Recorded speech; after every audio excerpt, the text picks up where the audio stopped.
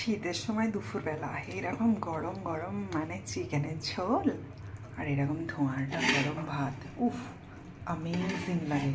আমার তো বেশ ভালো লাগে। তোমাদের কেমন লাগে একটু জানিও তো।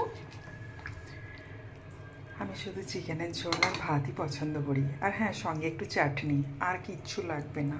আর কিছু খেলে মনে হয় চিকেনের সেই ঝোলের স্বাদটা আমি পাচ্ছি না।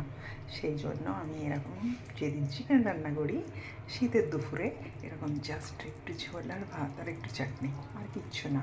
আমার তো অ্যামেজিং লাগে। তোমাদের কার কেমন লাগে একটু বলো তো। ভালো লাগে না মন্দ লাগে না, আর কিছু লাগবে সঙ্গে?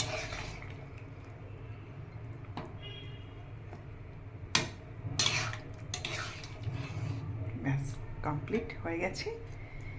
এবার শুধু খাওয়ার পালা, খেয়ে নিলেই হয়ে যাবে। ওকে, তো টাটা।